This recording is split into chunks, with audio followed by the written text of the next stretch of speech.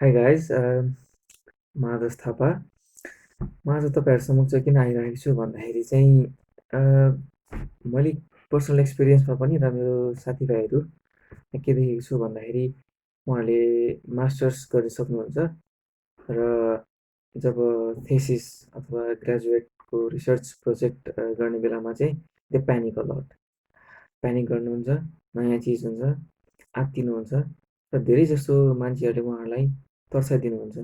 Thesis भनेको यस्तो research यो त्यो it's nothing, don't panic, no need to panic.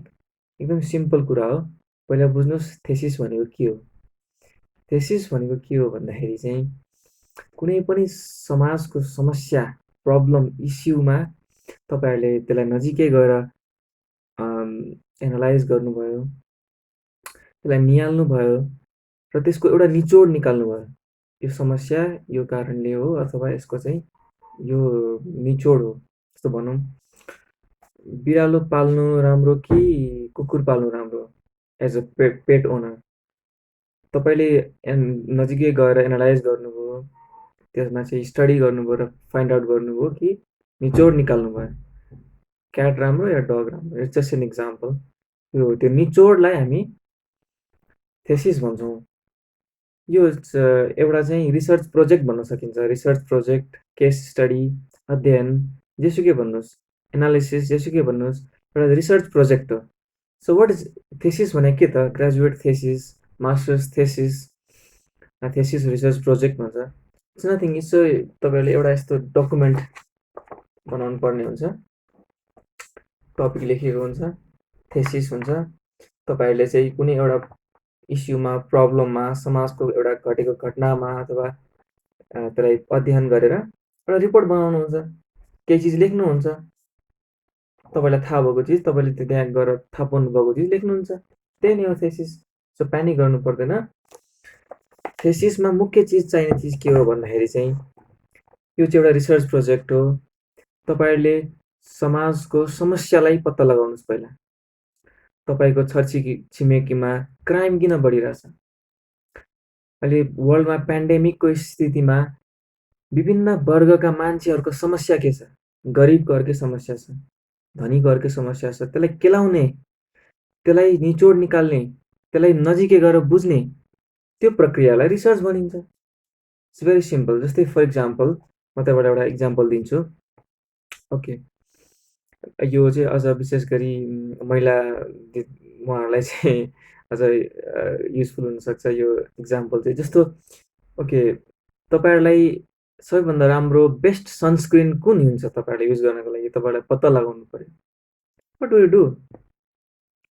तपाईँ सबैभन्दा सुरुमा गुगलमा जानुहुन्छ, लिट्रेचर खोज्नुहुन्छ, विभिन्न मान्छेले भनेका कुरा, विभिन्न एसोसिएसन्सहरूले गरेका कुरा, विभिन्न ब्युटिसियन्सहरूले गरेको कुरा, कुन बेस्ट सनस्क्रिन हो, लिट्रेचर रिभ्यू गर्नुहुन्छ।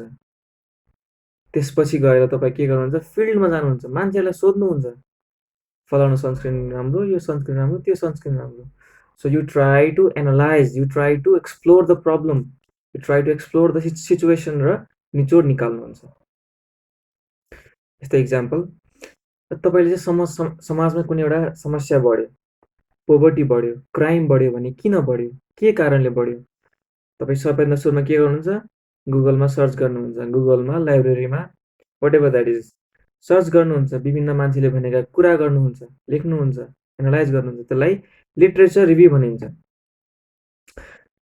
त्यसपछि तपाईँ गएर फिल्डमा जानुहुन्छ।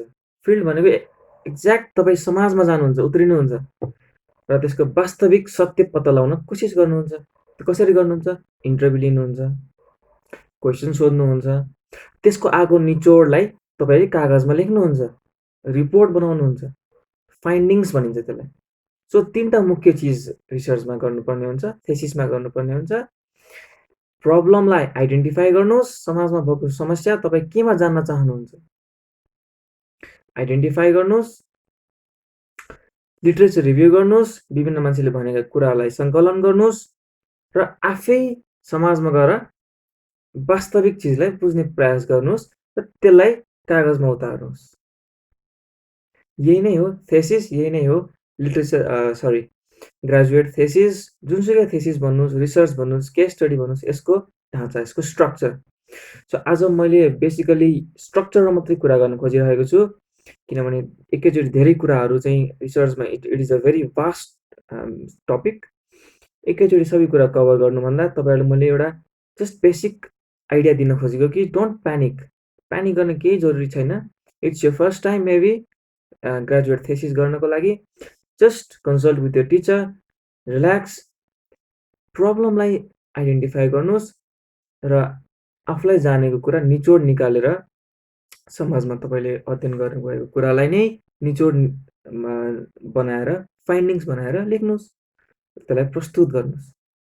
यही नै हो थेसिसको मेन स्ट्रक्चर र प्रोसेस। सो अहिलेलाई म यति नै भन्दै तपाईँहरूलाई अल द बेस्ट तपाईँहरूको चाहिँ रिसर्चको लागि, ग्रेजुएट थेसिसको लागि, वाट एभर रिसर्च गर्दै हुनुहुन्छ त्यसको लागि all the best. Best marks लिएर आउनुहोस्, बेस्ट रिसर्च गर्नुहोस्।